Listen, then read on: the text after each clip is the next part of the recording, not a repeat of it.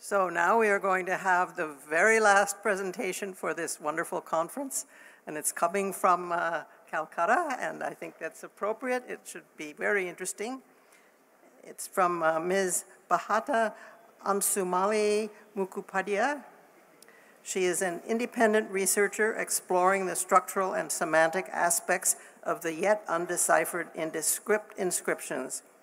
She earns her living as a software professional who writes heuristic and meta-heuristic algorithms for supply chain optimization. Her research about Indus inscriptions has yielded various scholarly articles. Her latest articles perform a thorough semantic analysis of the inscriptions.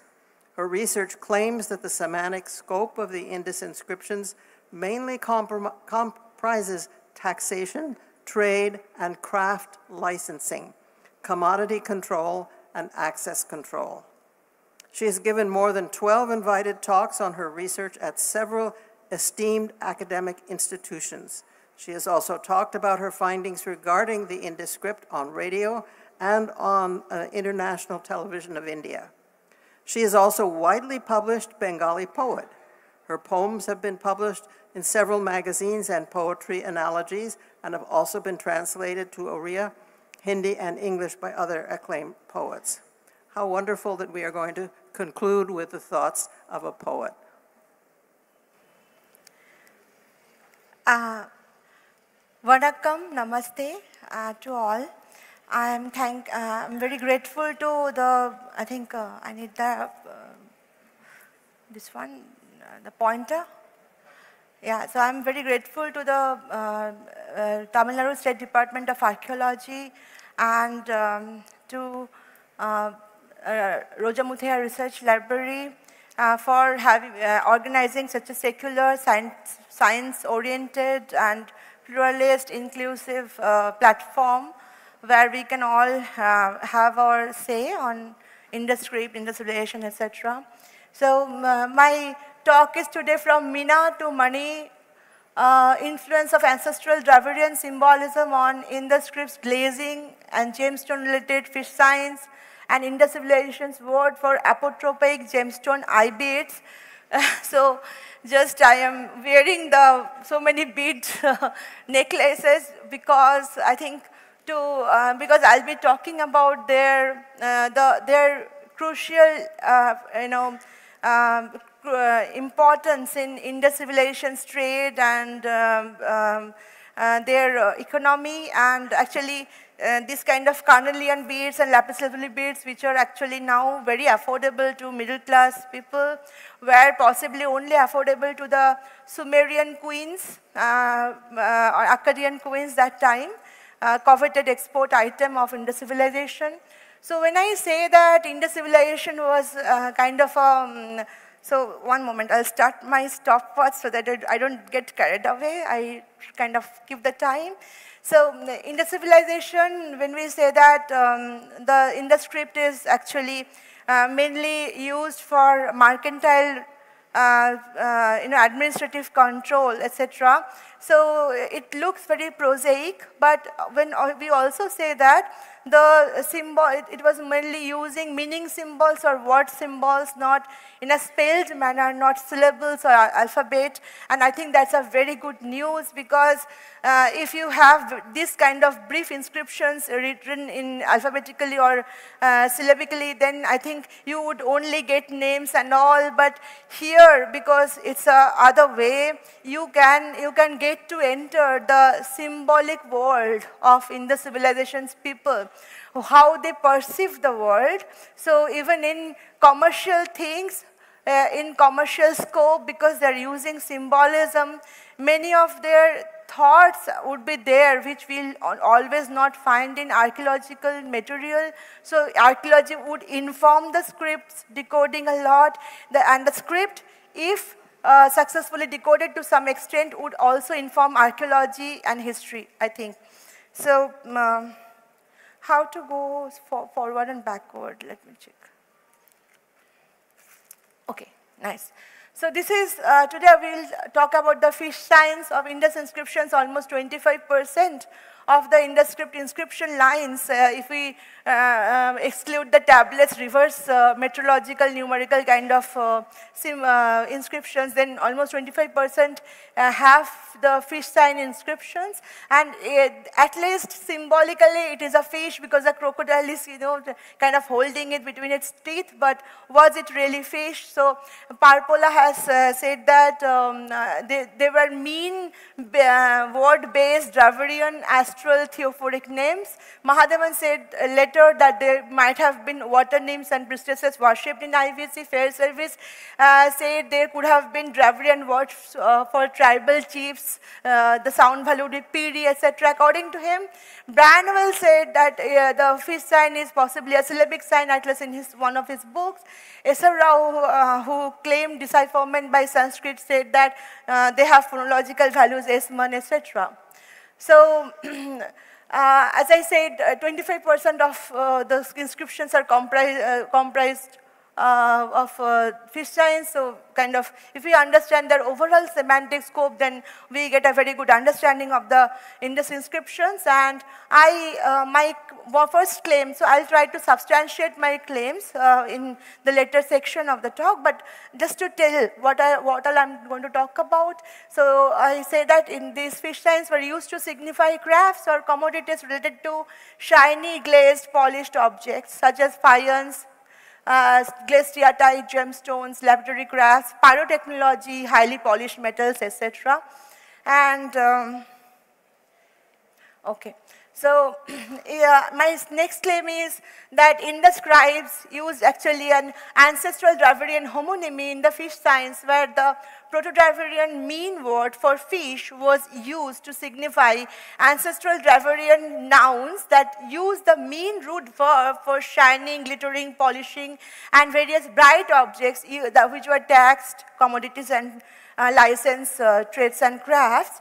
Why I say this, I'll talk about a bit later, but in the whole Indian subcontinent, in only one language group, we see this kind of symbolism where a specific word for mean-based word actually signify all of these, firefly, minnal, that is lightning, bright coin, gems, minko star, mean, and polishing, varnishing, etc. And that is not only in Tamil or Telugu, that is across Dravidian languages, including various tribal languages. Minko, Binko, there will be phonetic variations, but the base thing is the same.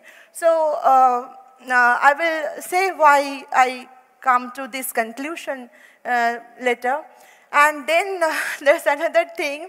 We all know that Minakari is a kind of a Persian word.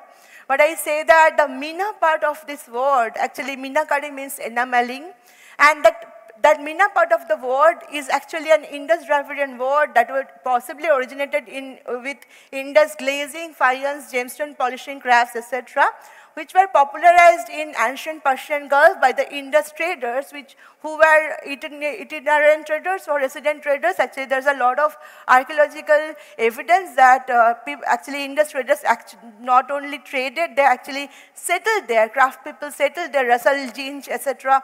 They have 30% of Indus pottery. So so this glazing thing that they have this expertise on, later when glass emerged and actual Minakari started, that this word re-emerged with that evolved art, and then Mina word actually should not be originally Persian, because as per Meyerhofer Indo-Aryan dictionary, Mina doesn't have any Indo-Aryan root. It is totally a Dravidian root word. And then you can see across Dravidian languages, polishing, glittering, varnishing, etc. have this. And we will see how even in Egyptian hieroglyph, not about the language, not of the pronunciation, but the cognitive mechanism of talking about faience, talking about glazed things, and talking about glittering things, precious commodities have the same symbol, where this minnal lightning kind of symbolism is used. So, and my fourth claim is, this is possibly the Indus script's symbol for beads. That's a symbol of beads on a reed stick or mandrel, as Professor Kenwar has said. For faience beads at least, reeds were often used for rolling the paste and all, etc. So, or at least for storing the beads. That's a and this is a contemporary scene from a glassmaking from Dr. Alok Kanungo's edited volume, Glass in South Asia, Ancient Glass in South Asia. Possibly if I'm saying the name rightly. So see, this kind of beads in stick, and they're kept here. And this might be a bit far-fetched to some of the audience, but gemstone and bead come side by side in this terracotta pipe, who would otherwise inscribe on a terracotta pipe, which would be otherwise installed on a wall. So could it be a repurposed artifact for storing the beads or working on the beads in a pyrotechnology way, so that they have marked it so. So we'll briefly visit that. That's a conjecture. And my last claim is that the gem word money was possibly an Indus-Dravidian word, which actually encompassed this word money actually have occurred in El Amarna letters, where King Tusharatta, Mitanni king of an Indo-Iranian empire, he was actually writing to his son-in-law, Egyptian Nimurea or Amenhotep, about various, precious things, how to get them and all, and then Maninu necklaces appeared there. The great scholar Asko Parpola said that the Innu part is that the Akkadian suffix, and then Mani part, so Nu part is a suffix. Mani part is surely coming from the Indic word of necklace, Manihara, that is gemstone bead, and actually in Rig Veda and Yajur Veda also Manikara, Manigriva, etc. are there, showing the antiquity of the word. And though Parpola said that it might have been the Indo-Aryan word, I say that it is possibly having a Dravidian etymology as well. Actually, not as well. And it's an Indus-Dravidian word possibly, I'll say. And it is possibly encompassing 4 meanings. One is apotropic, gemstone, eye beads. Why I say all that, I'll come to that later. So if these hypotheses are correct, then they not only decode overall semantics of a significant set of Indus inscriptions, that's for 25%, but they also corroborate the archaeolinguistic, as a genetic, archaeogenetic, and ethno-historical evidence of Indus-Dravidian link, and in another way. And as I said, you see, this is a symbol for faience in Egyptian hieroglyph. This is a breastplate, and this is this part, like this rectangle kind of part, that is the Sedar symbol for sky. So this azure blue sky, that is a normal popular color of faience, and this is a faience breastplate made the symbol. So this symbol actually doesn't only mean blue gaze faience, they mean sparkle, shine, coruscate, lightning. Now you look at the Dravidian counterpart, not because they're translating each other or learning from each other, but because they're having the same perception and the same cognitive mechanism, where how faience looked to them, how lapis lazuli looked to them, how they were related to their ideology, symbolism, and then in Telugu also, Minnu means sky, Tamil, Minnal means lightning and bright coin, polished gaze is the mean-based things. So a similar ideal thing, that is same thing for sky and lightning, is being used in linguistic symbolism. And you can see here the same kind of symbolism that the Egyptian people perceived about faience actually encompass those meanings like sparkle, shine, and they have the sky kind of component in their hieroglyph. So I won't be able to obviously talk about the basis of my talk. So I have several articles that actually back where the structural and semantic parts of my, my hypothesis. So one of them is like in the script was a mercantile script. It encoded information about tax, commodities, license, trades and crafts, tax and license categories, tax rates, license slabs, tax collecting on license issuing entity types, and the seals were the tax stamps. After 200 years of seal-based administration, they actually started a tablets-based thing where the tablets obverse part was having the same type of inscription as a seal. So the same semantic scope was continued, only the administrative way, the tablets were having possibly the licenses of the same thing that were being endorsed or stamped by the seal. So that is another thing. This is a published one. As you can see, the URLs I've given here. Next is, InterScript did not, it encoded a commercial sublanguage, as actually Professor Sitavara Sinha was talking about Dabbawalas, right? This is commercial sublanguage. Like a very specific people of a specific trade will have a specific set of nouns that they want to communicate within themselves, and they don't need phonetic encoding, they only need specific set of symbols for that. So that is called a commercial sublanguage, which is often written in a symbolic way, not in a phonetic way.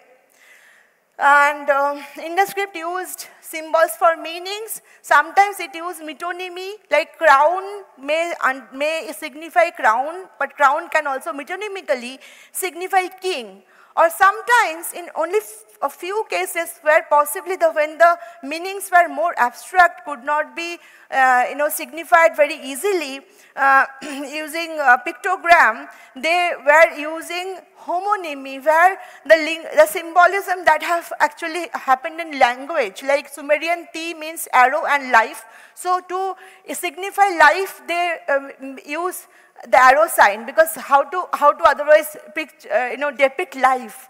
So similarly, in some cases, homonymy was used. I say that the fish signs or the symbols where the logograms, where actually a linguistic influence was there, and that linguistic symbolism, because it is only found in the Indian subcontinent in Dravidian group of languages, I propose this. I am not a Dravidian speaker. I actually understand Sanskrit better than Dravidian. So I have no conflict of interest. I'm a Bengali. I earn my living by software. So only because the script's internal evidence, archaeological evidence, and the external evidence make me think it is so, I'm proposing this, not from any identity politics or any other thing. So the mechanism was like this. So the moment you say that this is sound 1, sound 2, sound 3, and you try to do it, the script's internal structure refutes it. I don't have time to discuss why. So it's like meaning 1, meaning 2, meaning 3, meaning 4, and that is how you should join it to have a phrase, a commercial phrase normally. So is ISC a writing system? So many scholars, maybe rightly, because so many kind of hypotheses are always given. So many scholars seem very dismissive, and they don't like InterScript. They don't want to talk about it. They don't want people to research about it.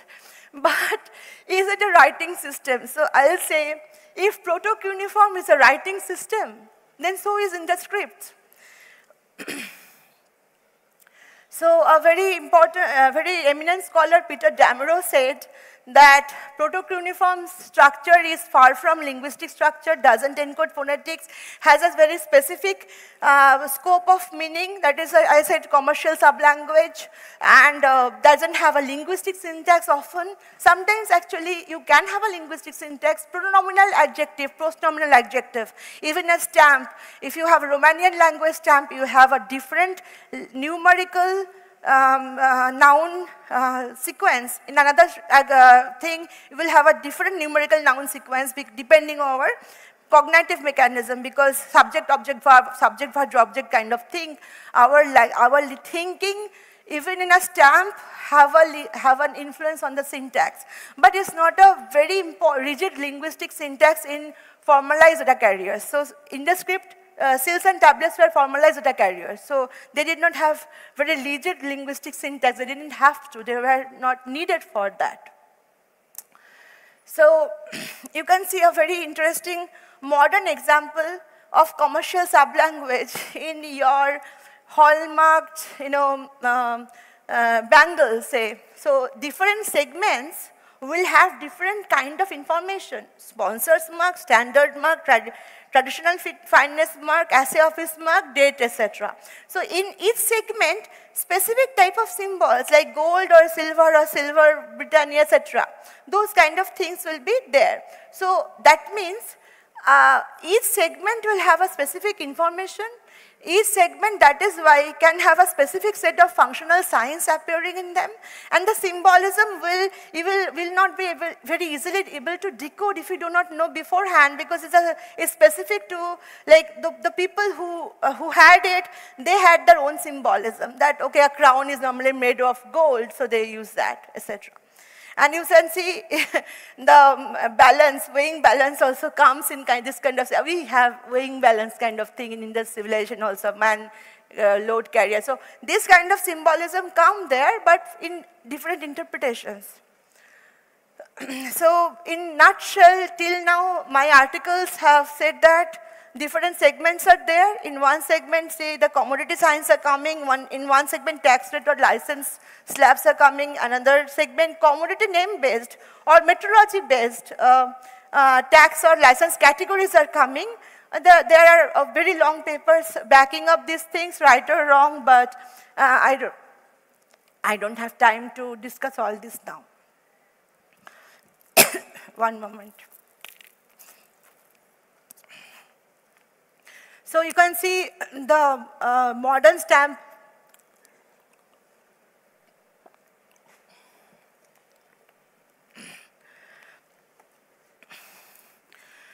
Because the purpose is the same. These are, sorry. These are formalized data carriers. So even if it's a phonetic writing, see, different segments have different type of information encoded, etc. So when can we say IndiaScript is decoded? In my mind, a symbolic system like this cannot be fully decoded. If we understand the writing structures mechanism, if we understand the so structural part, if we understand the overall semantic scope, if we understand how the signs are combining with each other to give what kind of meaning, and then with great luck, if archaeological evidence, linguistic evidence, ethno-historical, symbolism, and the graphemic features of the signs have a confluence, that for a few signs we can understand, okay, this is the meaning, then we can say, okay, we kind of have decoded, but I don't think, because of the very nature of the script, a full-fledged decoding would ever be possible. Only more archaeological excavations, more artifacts can give us more context for further decoding. So one of my important papers, which will be in a way related to this paper, is like a Mohenjo-daro hoard was there, which had a lot of gold and gemstone-based ornaments, not only ornaments, finished ornaments, various unfinished ornaments, various parts of ornament making, from which we understand that it's a goldsmith's hoard, not a hoard of a wealthy person who just own ornaments. And in this paper actually is published in the previous proceedings, and I have also talked about it, but just to give a brief overview, so I say that this is the gold symbol or precious stone symbol, which has this crucible and crucible blowpipe symbolism. Sometimes you can also see in some of the variations fire and underlining this symbol. And crucible blowpipes were actually so important for metallurgy. Before furnace happened, okay, bellows came, blowpipes are very important to get the high temperature and etc. So across ancient Egypt, Mesopotamia, and various languages of India, we can find crucible blowpipe related words actually signify words for goldsmithing, words for precious metal, etc., or smelting, etc. Like, I don't go here, this is published, I have a talk in YouTube, so if anybody is interested, you kindly check. So, so the main thing is, I say that this is the precious metal thing. 10 minutes, please. 10 minutes, please. I'm checking. Yeah. Yeah, okay. So, and the archaeological evidence, I was saying that I have, in that article I have said that in the goldsmith's hood, we have this goldsmith's tool with denting marks and all, and that has this crucible blowpipe based symbol, which I say gold symbol. This is a gold made tool, which was possibly for gold assaying. I don't have time to go into the details. And this Indian version of carrots, that is Kakani, Gundumani, Guriganji seed, Kunrimani, Gunja, Rattika, whatever you call it, which was the numismatic basis of Indian Panchmark coins also. Till now, this is actually, at least notionally, the unit of measuring gold and gemstone. And we know archaeologically that this was the basis of the Indus civilization's weight system, which was mainly used for precious metals because most of them are less than 60 grams. So this is another thing. I think if I am sure about any of the decoding, means in my own, if hallucinated way or right way, but I am sure about these two things, precious metal and Kakani, because in script internal evidence also, the moment this comes, sometimes the meteorological symbol changes to a modified symbol of this. So this is what? The Abrus precatorius seed, which has a huge resemblance with this symbol, etc., and was also appearing in a goldsmith tool, possibly for a purity expression like 16 karat, 22 karat we have today. Similar kind of expression of that time, this much Kakani, etc., Arthashastra, and all actually shows that that was used for gold purity measurement also. So anyway, so I'll now skip to my main part. So in the scripts, fish shine very strongly correlate with this gold symbol. So I thought, why? Do they have any precious commodity related meaning? Is there archaeological evidence?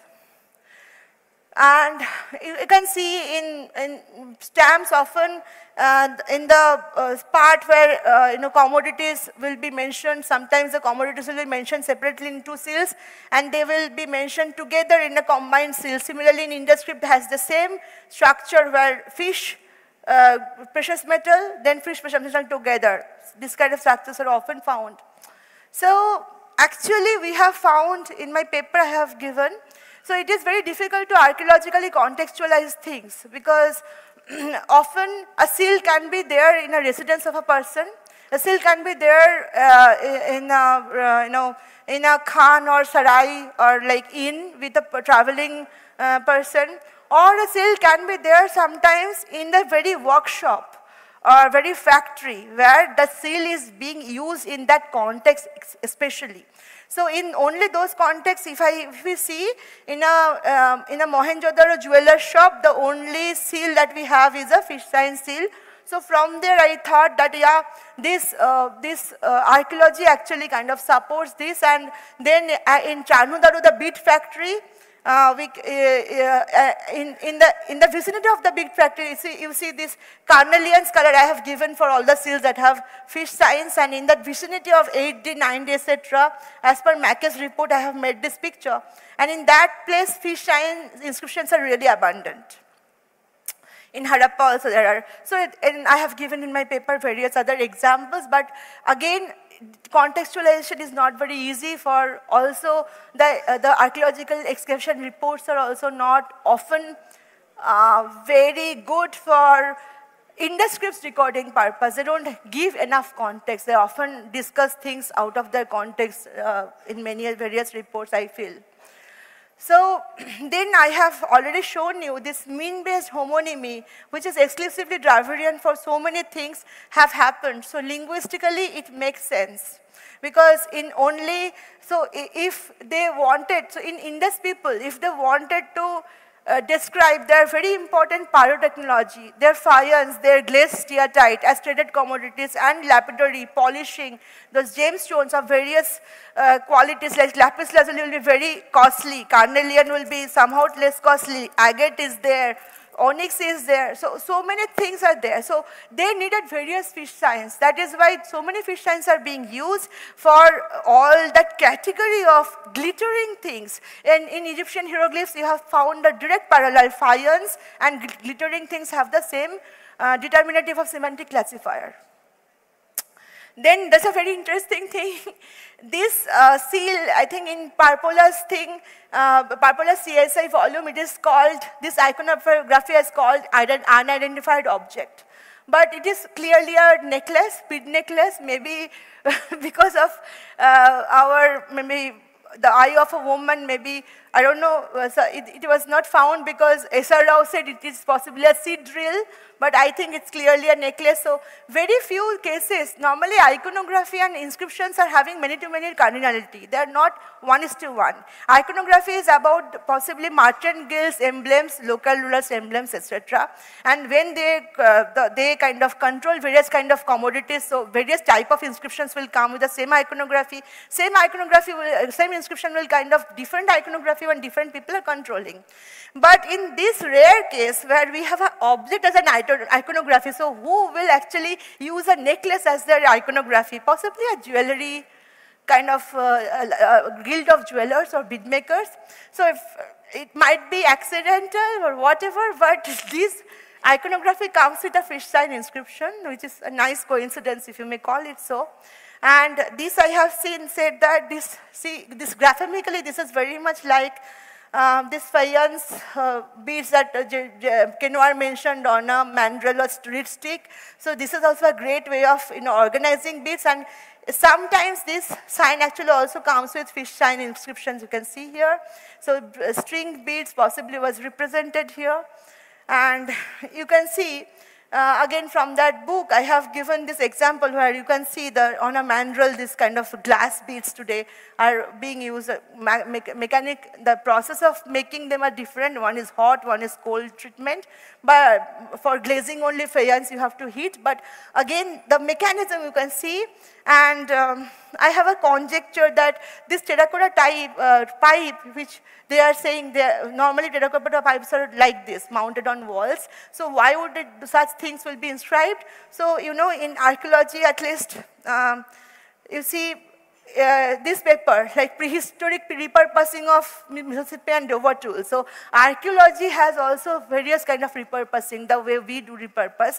So possibly they wanted some of the trader innovative way wanted such a container where with 2 pipes they could have, like today we have this kind of a flexible thing for engineering drawing. If you have seen telescopic, one thing goes into other. So this kind of a telescopic pipe, maybe they use it as a bead container, so that is why they have given a gemstone and a bead symbol on each of them to signify that, or maybe something else I have written elaborately about it. And then I come to Meenakari. This is the last thing, so please have some patience with me. So this is a Meenakari thing. So I say that Meena doesn't have any Indo-Aryan root, Indo-European root, etc. And as for various, say for Stephen Turp Lawson has informed us how in Persian Gulf, Indus weights, Indus glyptic system were so prevalent, and Indus traders also had also ghettos there. Parpola has actually papers on that. So maybe this great faience maker, these great people who actually knew how to do glazed ceramic, etc., they took the technology there and they were doing all that. Then that word with them, this Meena word, stayed there. And what happened is, as per this, you can see, go to this kind of, websites where they say that look-wise, for common people, enameling and glazing ceramics is very similar, though technically, elementally, they are very different. So possibly when glass happened, those technology again re-emerged in place of Near East, then that name, Meena, got used with this kari, that is doing something, to give Meenakari, and it got camouflaged as a Persian word, because Persians say that Meenu means heaven, azure blue, that is why Meenakari is that. Faience is azure. Faience's symbol in Egypt is having this sky symbolism. So we have a lot of if it's kind of circumstantial evidence, and we know in across Dravidian languages, Meenu is the word for polishing, varnishing, etc. So I think Dravidian stands to be a very good candidate. It is possibly an Indus Dravidian word which went there and came back to us. And then I normally try to have a coherent system, at least coherent in my own brain. I won't say, so if all the seals and the tablets had the same semantic scope, same structure. So when they have that, I don't think we should call some of this, oh, these were this, some of this, or that. It was the same administrative mechanism. Then we should have the explanation of other things. So on a few metal objects, you can see this precious metal symbol, crucible bulb is there, and then this symbol is there, and then fish symbol is there. Why a polishing or thing is there? Possibly polished metals are very important. I'm not sure, but I think in a few cases, polished mirrors have been also found from some of the Indus sites, or even if not, polishing of metal was a very important thing. Even today, if you Google, you see people actually sell their things not only as copper or specific things as polished copper. So maybe to give that extra edge to some of their thing, for the export quality things, they gave such a polishing kind of word in their metal. And then I think in ancient Mesopotamia, Meluhan eye stones and fish eye stones were very important. Their first archaeological reference have come in actually Lothal, but as per Howard Carter, that first textual reference came in Akkadian version. But see, this fish eye base of Meluha were apotropic as part of Kenoer. This fish eye design was very much like a protective amulet, so that is why even on faience they made the same design artificially. So then why were they called eye stones? And then what was the Indus word for it, as I have said before? So you can see, even today, drishti beads, nazar beads, G beads in Tibetan, these are all having this apotropic thing. See, this look like eye. Fish as a very strong apotropic symbol is often coming in all these contexts. And fish's eye actually looks like that kind of thing. It never shuts, so it's like always watching. So there are various reasons of this symbolism that why fish eye stone. And a pedagogical text from Sultan Tep actually gave the direct etymology of this Akkadian Harra Hubulu text, that what looks like a fish eye should be called fish eye stone. What looks like a snake eye should be called snake eye stone. You can see tiger eye, we say onyx and all. In Dravidian, there are counterparts like, I think, Punaikal, right? And those kind of things. So this word, why we say that it's Indus word? Because money, we can see in the Southeast Asian maritime bit trade also. Across this thing, money, manek, manikya is the word. And this Elamanna, let us talk about Maninnu, so 1300 BC to 1400 BC we're talking about. Then in Atharva Veda, money does not mean just gemstone. It means any kind of bead-like amulet, even made of plant seeds. So that means amulet and apotropic meaning is very important in money. And then in ancient Near East, these were called eye stones. If you look at Scarlock's Medicine of Ancient Near East, Pappardilu, Papparminu stones, which are actually banded agate stones like eye stones, were used as counter witchcraft medicine. So these were very important for the apotropic quality. So which word encompasses all this and which has that antiquity? Money has that antiquity. I think that is the word that God across this Southeast Asia and West Asia, through this bead trade, mainly bead trade was dominated by Indus people. So this bead trade, this word got in all these things, got fossilized in that Akkadian thing, that got fossilized in the El Amarna later, like Hulilu, Hulaba stone, etc., Mani stone for agate, Manihara. And then what happened is, why should I call it Dravidian word? One is retroflex is there, that is a nice kind of, at least to some extent, linguists say that retroflex has a Dravidian correlation. You can see in ancient Sanskrit texts, in a very early stage, some sage said that if na and na, if you cannot differentiate, go for na. So in a very initial Indo-Aryan state, there was a confusion because retroflex was often not there. And then another part is, in Dravidian languages, money is used for various household things, like knot in a fishing net, knuckle or joint of lobster, round sinkers attached to a net. Even for milk, if you see these bead-like structures, they call it money. So in other languages, it has got a reduced meaning, gemstone, etc. We do not call it money in such a wide range. So I think it is having the Dravidian etymology. And one thing is, every symbol doesn't have to be Dravidian etymology. Most of the symbols actually are not even linguistically linked, because these across 1 million square kilometer, people didn't want this linguistic phonological barrier to disturb their communication. So, and Indus civilization doesn't have a single, surely not a single language group, not a single language surely. So I think if we go for a story, I think when Indus civilizations, different people, different clans, different merchant guilds, they gathered together, they had to decide which thing will be symbolized in which way. And maybe people who were very proficient in a particular craft will be given the prerogative to have the symbol. So in some cases, some of the symbols could have been coming from language X, language Y, whatever you call, different symbolism, cultural depiction of things. This is an AI-generated image I made just to show my point that how things could have been there in a way. And this is my last slide where I come here and I show you that actually glittering beads, fireflies, lightning, and fish are my favorites. If you try to translate this in Google, you see in Tamil how many times you get this min word.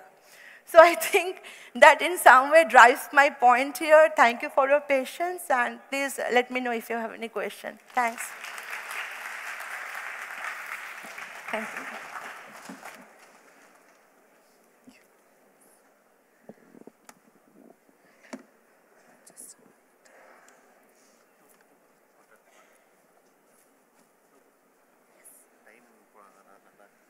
Thank you, speakers. We now have time for 2 questions from the audience because of time constraints.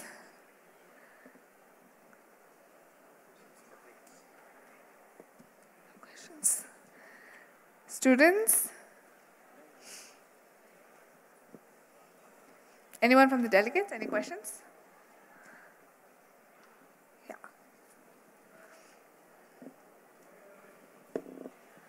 Yes, so Mike, please, to that side. One more for you. Yes, the next one.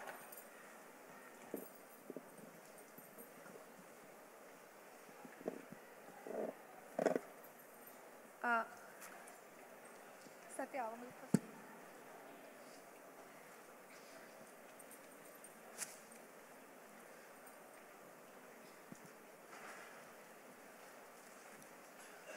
அனைவருக்கும் வணக்கம். Madam சொன்னாங்க அந்த மின்னல் வந்து அந்த சிம்பிளுக்கு வந்து கூடியதா எனக்கு தெரியல. ஆனால் அந்த மின்னல் வந்து கற்கள் வந்து மின்னதுனால அது மின்னுதுன்னு சொல்கிறோம். இந்தியாவில் சங்க காலத்திலிருந்து கொடுமணல் முதல் சிந்து சமவெளியிலிருந்து மிக உயர்ந்த பொருட்கள் சங்கு, கற்கள், மணிகள், முத்துக்கள் தான் விலை உயர்ந்த பொருட்கள் ஏற்றுமதி ஆகிருக்கு உலகத்துக்கு. அப்படி ஏற்றுமதி ஆகும்போது இந்த மின்னுதல்னு வச்சு தான், இந்த குணத்தை வச்சு தான் அவங்க நம்ம மின்னுதல் இந்தியாவில் சொல்கிறோம். அங்கே வெளிநாட்டில் அதை மைன்ஸுன்னு அதுபடி தான் உருவாயிருக்குமா, மைன்ஸுன்ற அந்த மின்னல் வச்சு உருவாயிருக்குமா. அதே போல் இது விலை உயர்ந்த பொருட்கள் மணிகளாக போனதுனால அவங்களுடைய இறக்குமதி பொருளில் மிக அதிகமான விலை உயர்ந்த பொருட்களாக இருக்கிறதுனால அதனுடைய மதிப்பு மணியாக அந்த வார்த்தை உருவாயிருக்குமா அப்படின்னு என்னோட கேள்வி. நான் கேட்குறேன் உங்ககிட்ட. I'll translate it in English. Okay. நன்றி. Ma'am, he'd like to know, because the word for money and mining is also having a root, according to him, from min. He's asking because these precious products, because they've been exported there, is that the reason why the words like mining and money have the meaning what they have now? Yes. The very English word, money and mining, yes. I have,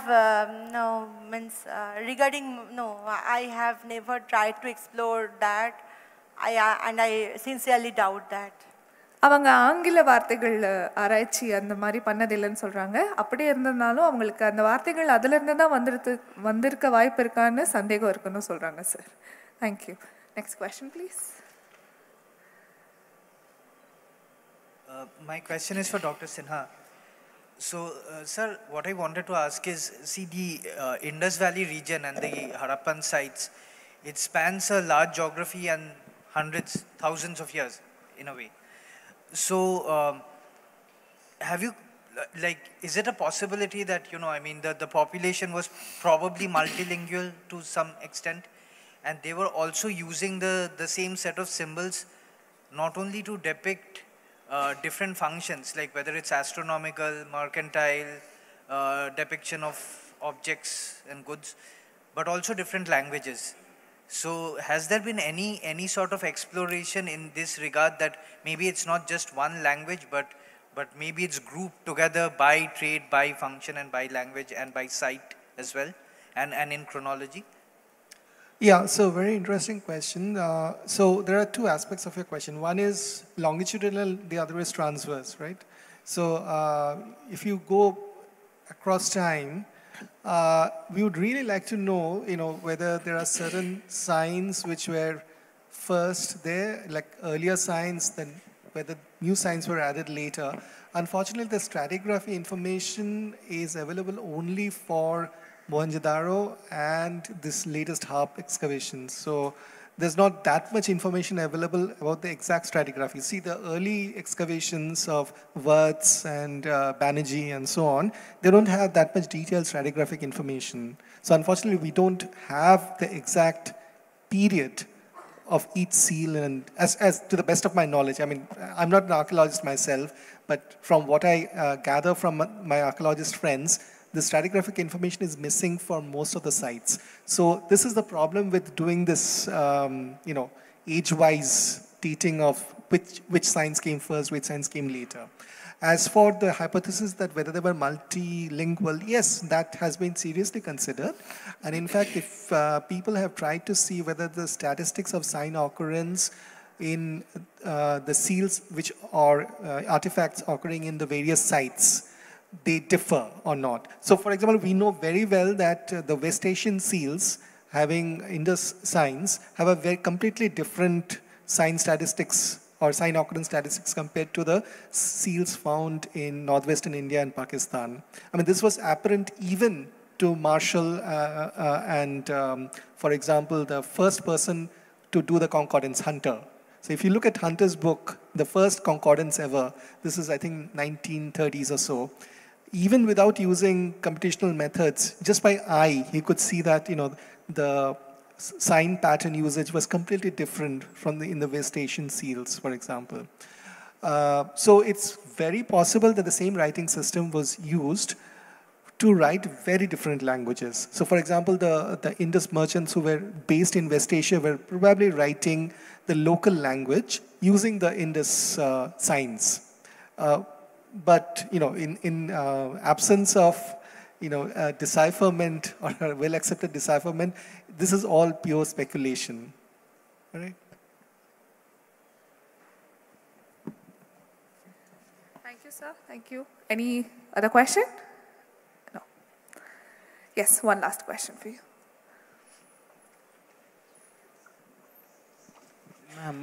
When you said about the weight measure on the goldsmith's tool and all, does it occur with a numerical sign before, or is it, it's a Gundrimani comes with some numerical, is it? Yes.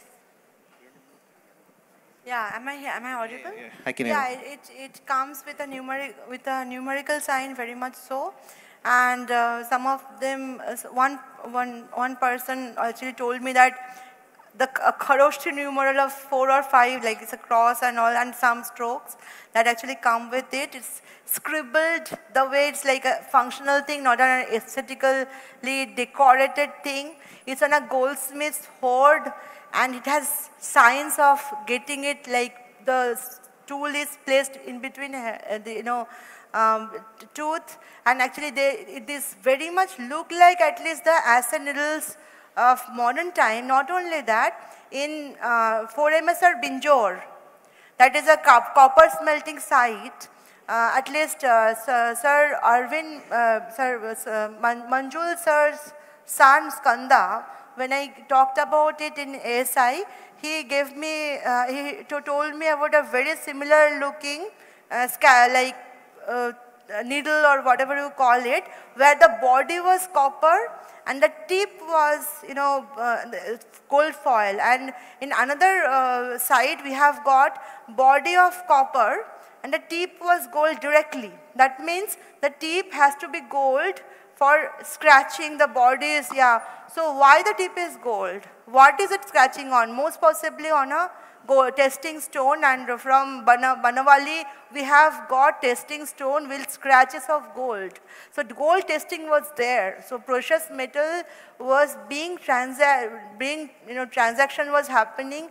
That is the weights less than 60 grams we have, cubical weights. They are all for precious metal. So for this kind of things, surely without assaying, people wouldn't have taken each other's gold, right? So I think assaying was a very important thing. So that assaying mechanism that is on testing stone and all, and writing the purity like 14 karat, 12 karat like that, that same mechanism if you do it in ancient Indic way, that will be a Rattika or Kakini or Kundrimani, whatever you call it, that is across our India. The linguistic symbolism is, I don't believe you this much. Ratti bhar vishwas nahi hai.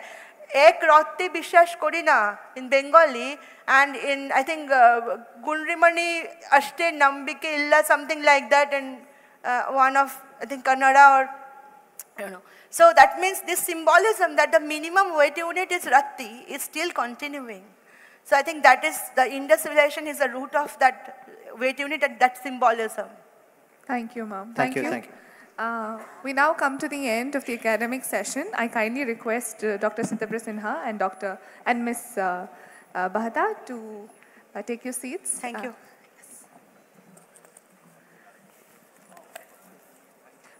They'll remove it.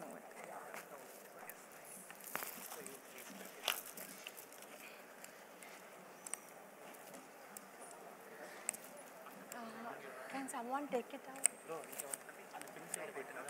Yes.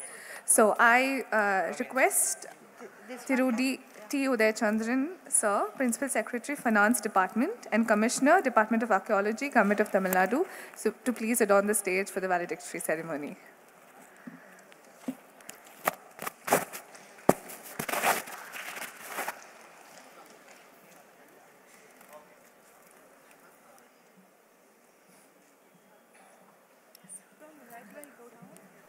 I also invite Thiru R. Balakrishnan to accompany us.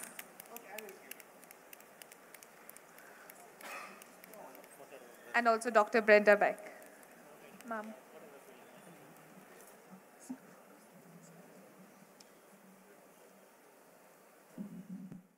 Bala sir, that the next generation will take it further. So that is the way we should go. In fact, I have seen only few presentations, but definitely I assure all the scholars who come across from the globe that I'll again and again I will listen to all your the presentations personally when I find time, and then come back to you that if there are any queries or something like that. One full presentation I could sit through was Madam's presentation from the software side to, for the, decoding whatever you have done and publishing the articles in Nature is really, heartening. I don't know why Sundar slotted this session as the very last. Probably you could have thought that, to hold the entire audience, probably you are the right person to do. So you did very well, as I could see the entire this one. In fact, I can in lighter vein I can say, because in the introductory speech I told that this particular hall only we released the Kiradi report. Again, I can, with lighter vein, I can tell it to you that the very one, this particular hall used to have, I think Commissioner Museum is here, many school children annual days used to happen, because they will come and exhibit their all kinds of artistic abilities and then and all. My daughter performed here, I come here and then sitting in that particular chair, listen to her speaking and kind of thing and all. So today I will tell her about the final slide you have shown. When you translate it in Google, the minnum minminihal minnal anaithum Tamilil. Her name is Meenakshi, so I will tell her. I remind you about this. So thanks for all the the glittering kind of examples. So tonight I will carry this tale and tell her, so that she will study her for her 12th exams better. So thanks a lot for everyone, and we'll continue to make great strides, and we'll continue to make in fact, Madam Brinda Bak is here. In fact, when I told her that I've read her book, this is the first time I'm meeting her, she was nodding her head. And the next statement I made, that I belong to Kongu region. She was really at, kind of, full of smiles at her face. That is a simple reason. When we see the Indus civilization, somebody says, it belongs to us, naturally we will bloom. So that is with that particular note, I'll leave it at that. Thanks a lot for everyone. Definitely we will meet again in some other occasion, in a much grander occasion, for an intellectual discussion and discourse. Thank you. Thank you so much.